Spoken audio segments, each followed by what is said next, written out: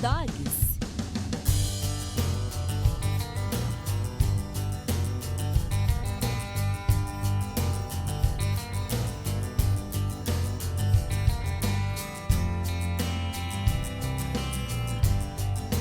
Dogs. Encante o seu pet com o que há de melhor. Dogs Pet Petiscos para cães e gatos. Temos os melhores e mais inovadores produtos do mercado pet. Seguimos um rigoroso processo de produção que nos dá qualidade e credibilidade. Produzimos para todo o Brasil e diversos países. Acesse nosso site www.dogspet.com e conheça nossa linha completa de bifinhos, ossinhos, molhos, snacks e muito mais. Dogs, o seu pet merece o melhor cuidado.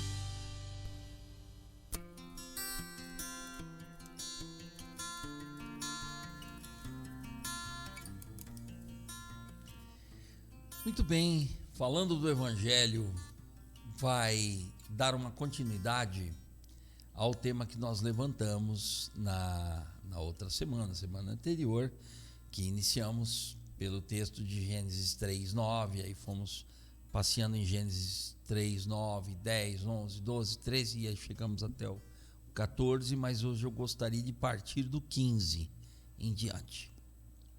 Porque tudo que a gente está falando aqui é um grande projeto de redenção divina.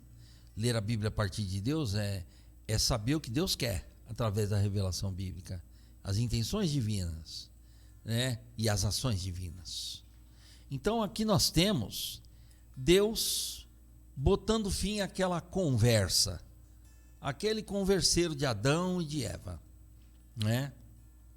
O Adão culpando a Eva culpando a serpente, e aí Deus deu jeito na serpente, já promulgou a sentença da serpente.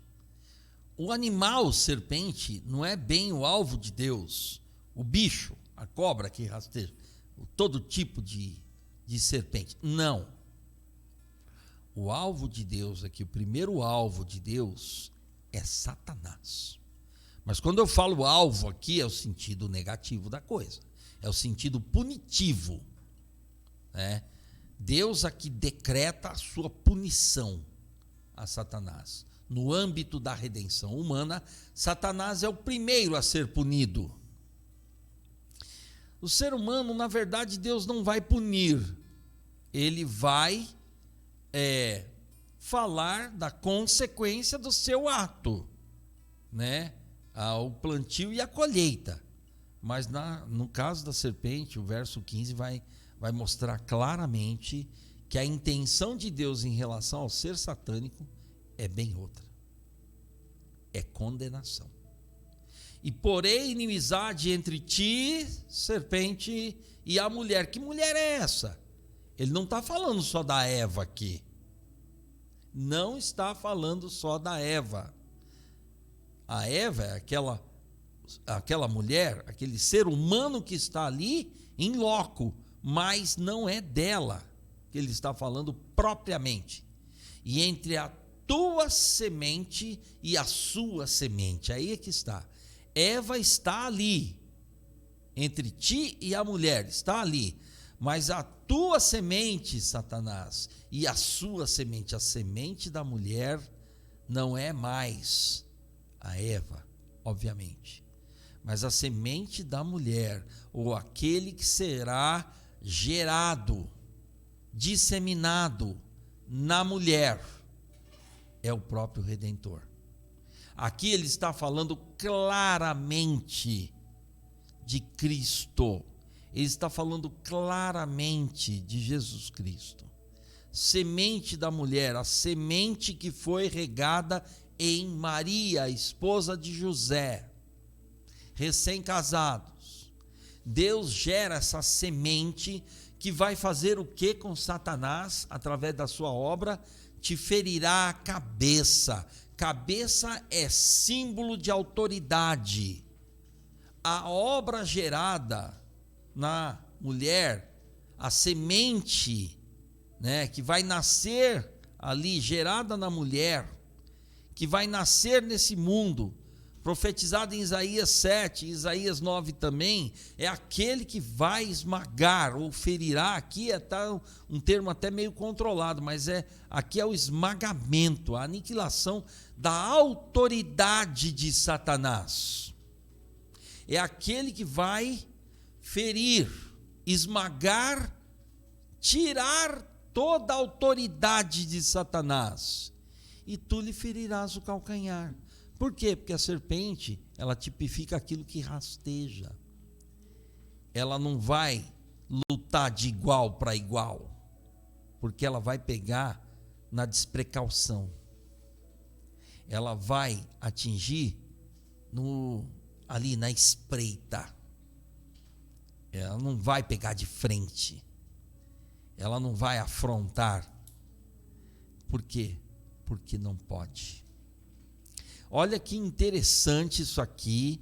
Muita gente chamou já isso aqui por séculos de proto-evangelho, que é a primeira profecia referente ao evangelho. É bem verdade tudo isso. Mas aqui vale lembrar e refletir de como que Deus começa. Porém inimizade, farei uma distinção. A distinção é a seguinte: só existe a obra de Deus e as obras que não são de Deus. Só existe a obra de Deus, que é a redenção, e as obras que não são de Deus, provenientes do pecado de querer ser Deus. Só existe isso. Por isso é a inimizade. A inimizade é a extinção divina criada para aplicar a redenção. E só pode ser solucionada pela redenção. Olha o verso 16, o que vai dizer para a gente. E a mulher disse: agora parecem ser as sanções divinas, mas aqui é a distribuição da consequência do ato da mulher e do homem. E a mulher disse: multiplicarei grandemente a tua dor e a tua conceição. Ou seja, para um pouquinho aí. Multiplicarei grandemente, ou seja, a mulher poderia ter algum trabalho na concepção, na conceição, mas então multiplicarei grandemente significa que já havia concepção. Alguns argumentam assim: então, naquela ordem que Deus deu inicial, criacional, né, que eles se multiplicassem, então eles cumpriram essa ordem. Então, né, tudo que o texto sugestiona aqui é que a mulher sabia o que era parto. Essa é a coisa que fica, essa é a hipótese que fica mais latente aqui no texto. Com dor terás filhos, e o teu desejo será para o teu marido, e ele te dominará. A minha pergunta é: a mulher foi criada assim? Não foi. O homem foi criado para exercer tal domínio? Não foi. E os filhos agora nasceriam com dor, com a dilatação que se tem hoje? Não. O que significa? O teu desejo será para o teu marido. Ou seja, há uma dominação masculina sobre o feminino. Olha que interessante. Quer dizer, essa guerra dos sexos começa, infelizmente, de um ato de Adão e Eva, de desobediência e de não crédito à palavra do Criador. Então aqui é lei de causa e efeito, ou seja, aqui é um efeito de uma causa que já aconteceu, que já foi, né, infelizmente, realizada, uma causa que já existe. Infelizmente. Então, aqui mostra a fragilidade da mulher. Mas como o evangelho conserta tudo na vida humana, né, sob a égide, sob a autoridade do evangelho, não existe dominação do homem para com a mulher e tampouco da mulher para com o homem. Não existe. Pelo menos no casamento feito por Deus, não celebrado por homens, mas feito por Deus, não há essa medição de poder, essa rinha de poderes. E o verso 17, olha que interessante. E Adão disse, Adão também não ficou de fora, estavam os dois envolvidos. Na verdade, 3 personagens. Mas um não tem recuperação. Os outros 2 têm total redenção. Quer ver? E a Adão disse: porquanto deste ouvidos à voz de tua mulher, você não estava acusando a mulher, Adão? E comesse da árvore que te ordenei, dizendo, não comerás dela. Ou seja, você esqueceu, Adão, da ordem que te dei? A ordem foi dada a você. Alguns argumentos, mas Eva estava bem pertinho ali. Sim, poderia estar. Desobedientes foram os 2. Mas aí a consequência do erro de cada um foi sentida pela humanidade por milênios. Ordenei dizendo, não comerás dela. Agora, maldita é a terra por causa de ti. A terra que Deus criou, lembra disso? Que Deus falou que tudo que ele tinha criado era bom, lembra disso?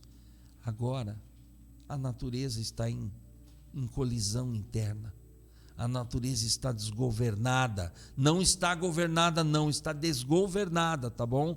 Deus está dizendo, maldita é a terra por causa de ti. Todos os desajustes climáticos, todos os problemas atmosféricos, todos os problemas, sim, são gerados pelo pecado humano, pela destruição humana, e não estão em perfeita harmonia, estão em descontrole desde o pecado humano. Tanto é que Paulo fala lá em Coríntios da nova criação em Cristo, tá? Que é a restauração de todo o universo, inclusive da terra, por causa de ti. Maldita é a terra por causa de ti. Essa maldição promulgada pelo ser divino não é um ódio da terra, é simplesmente, por causa do seu ato aconteceu isso aqui, porque a criação estava em perfeito estado e harmonia com o Criador. Cosmicamente falando, terrenalmente falando, atmosfericamente falando, ecologicamente falando, estava em total harmonia com o Criador. Com dor comerás dela todos os dias da tua vida, porque é plantar e colher agora. Não tinha mais o fruto vindo sem esforço. Agora é plantar para colher. Se não plantar, não vai colher. Se não colher, não vai comer. Está entendendo o tipo de maldição que está aqui estampado nessa narrativa? Próximo verso. Nós vamos chegar até o 21 nessa abordagem desse programa aqui, tá? Espinhos e cardos também te produzirá, e comerás a erva do campo. Então, você está vendo que há um descontrole ecológico. Aqui há uma consequência ecologicamente negativa. Tá? Há muitas teorias sobre o que significa espinhos e cardos, né? Tem gente que diz que a barata foi criada aqui, mas não é isso não. Não tem como fazer tal afirmação. Mas a questão é, espinhos e cardos também te produzirá. E comerás a erva do campo. Lembra que Deus, quando criou, disse que toda árvore era boa. Toda árvore, o Senhor Deus fez brotar, eu estou lendo Gênesis 2:9 aqui, da terra toda árvore agradável à vista e boa para comida, e a árvore da vida. Olha que coisa mais linda. Aqui o quadro é outro. O quadro aqui parece funesto. Parece um quadro preocupante demais, e é para ser. A queda está em curso. Olha aqui, mais, 19. No suor do teu rosto comerás o teu pão. Agora, o trabalho, ele é digno, porém, ele é cansativo. Qual era o trabalho de Adão antes da queda? Nenhum. Viver, comer, saborear o que Deus tinha feito. Felipe, não era melhor viver do que Deus disse do que viver daquilo que Deus não disse? Pois é, consequência. No suor do teu rosto comerás teu pão. Então, a questão é essa. Não adianta o ser humano querer viver sem a produção e sem o trabalho, porque não é mais o seu modo de vida desde a queda. Até que te tornes a terra, porque dela foste tomado. Olha, eu fiz você dos elementos terrenais. Então você vai voltar para ele. Essa fala de Deus não tinha antes da queda. Porquanto és pó, e em pó te tornarás. Portanto, por quanto o quê? Pelo teu erro, és pó. Por que alguém te mostrou que estava nu? Pois é. Está vendo como isso daqui são as consequências narradas da não relação com Deus. A vida se torna difícil. E aí o que Jesus fala lá nos evangelhos, no mundo tereis aflições. Tem todo sentido agora. Por conta disso. 3:20. E chamou Adão o nome de sua mulher Eva, porquanto ela era a mãe de todos os viventes. Opa, já tinha viventes. Mas se lembra que na narrativa está dito que a dor iria multiplicar grandemente, ou seja, praticamente talvez não houvesse nem dor na concepção de uma criança. Mas aqui está dizendo, ela era a mãe de todos os viventes, ou seja, já haviam viventes. Então, o episódio que será narrado no capítulo 4, quanto a Caim e Abel, muita gente acha que são os primeiros filhos de Eva. Pelo texto que a gente está vendo na narrativa de Gênesis 3, não. Mostra que não. Tá, agora vai entrar uma nova conjuntura, verdade. Novos fatos, novas narrativas irão se suceder. Exatamente. Vai acontecer até morte. Morte depois do culto. Olha só que beleza, hein?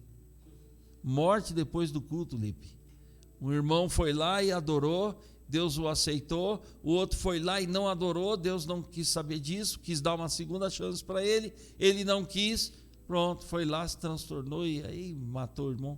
Quer dizer, por ser aceito, por não ter sido aceito por Deus. A questão é essa. Mas olha, e chamou Adão o nome de sua mulher. Ele não tinha dado o nome a todos os animais criados por Deus, que Deus trouxe para ele nominar? Pois é, agora o nome da sua companheira, que era a sua outra carne, chamou-se Eva, porquanto ela era a mãe de todos os seres viventes que já haviam ali. Muito bem, então vamos lá. Alguns podem até argumentar, mas a narrativa bíblica não diz. Não, ela diz sim, está dizendo aí. E outra coisa, quando acontece o episódio de Caim e Abel, né, a morte, irmão, Deus ainda promulga dizendo que põe um sinal sobre Caim para que quem lhe encontrasse não o matasse. Não sei se de raiva por ter matado o irmão ou por saber do ocorrido. Então haviam sim pessoas, tá? Isso reforça a tese de que haviam sim outros viventes, né? A mãe de todos os viventes não é propriamente um prognóstico futuro, tá? É uma coisa bem presente.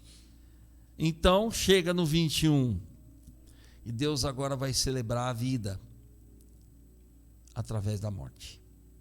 Gênesis 3:21.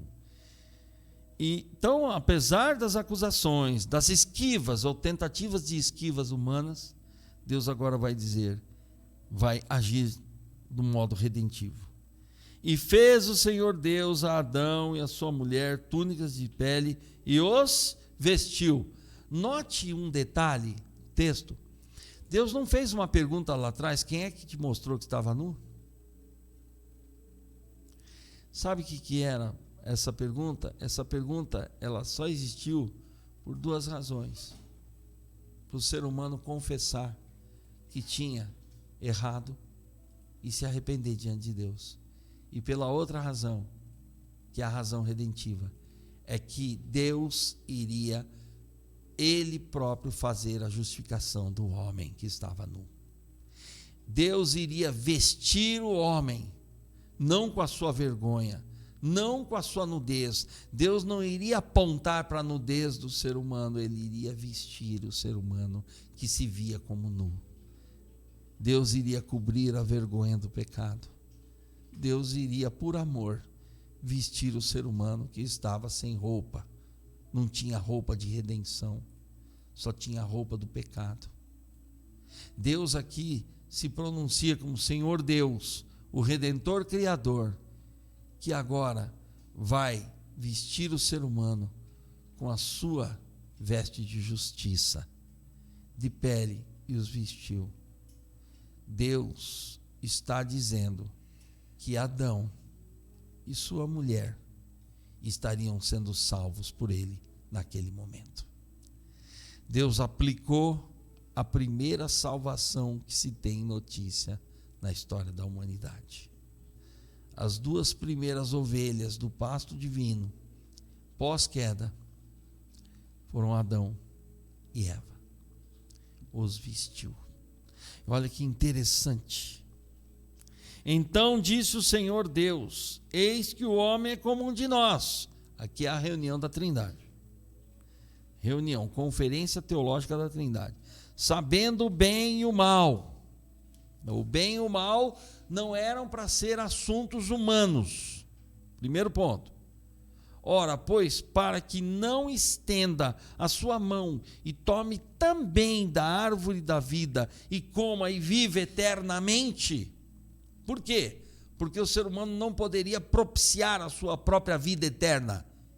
Isso é uma propiciação divina e não uma conquista humana. O ser humano já propiciou para si a morte, e Deus propiciou a vida e impediu que o ser humano fosse o resgatador de si mesmo, doravante, o seu próprio redentor. Essa medida divina também é uma medida protetiva, para proteger o ser humano de se achar seu próprio redentor. O 23, e o Senhor Deus, pois, o lançou fora do jardim do Éden. Lembra do jardim do Éden? Onde Deus colocou o ser humano para viver? Tirou o ser humano, lançou fora do jardim do Éden, para lavrar a terra, no suor do teu rosto comerás o teu pão, de que fora tomado. E um dia, Adão e Eva, vocês vão morrer e vão voltar para a terra. Eu te pergunto, seja honesto, você que lê a Bíblia, era para ser assim? Não. A morte não era plano divino. Mas a morte por amor passou a ser, sempre. A redenção passa a ser revelada aqui. Claro que Deus, na sua presciência, já sabia de tudo isso, mas a questão não é essa. A questão é aquilo que o ser humano vai tomando ciência na história da revelação. Então, verso 24: e havendo lançado fora o homem, ou Adão, ou humano, Adão e Eva, pôs querubins ao oriente do jardim do Éden, e uma espada inflamada que andava ao redor, para guardar o caminho da árvore da vida. Essa é uma cena que pouca gente vai conseguir explicar, se é que vai conseguir explicar. É uma cena edênica, uma cena do Éden, em que Deus, ele veta ao ser humano de criar a sua própria vida eterna, sem ele. E não possibilita ao ser humano ser para sempre pecador diante dele. Se Deus não é amor, eu não tenho a menor ideia do que seja o Evangelho, porque isso aqui é uma mostra, uma amostra, não, uma mostra mesmo do amor divino. É algo que o amor divino aqui se encarna, como que a gente pode dizer isso? Se manifesta de uma maneira muito concreta. Esse diálogo de Deus é um diálogo de redenção. É um diálogo de um Deus que está promovendo a sua redenção ao ser humano. Aqui, Deus está salvando o ser humano de si próprio, da sua própria capacidade de errar novamente no que tange a redenção. Deus aqui está colocando uma proteção para que Ele, somente Ele, Deus, o Senhor Deus, se manifeste como o Redentor do ser humano. Essa é uma questão muito forte, muito profunda nesse texto. Até tenho vontade de abordá-lo novamente, para a gente retornar aqui, porque na sequência, né, do capítulo 4, que a gente vai ver é uma continuidade da vida humana já fora do jardim das delícias, fora do paraíso terrenal criado por Deus, mas que já vai culminar no primeiro assassinato, infelizmente, o primeiro ser humano fazendo o sangue do outro correr.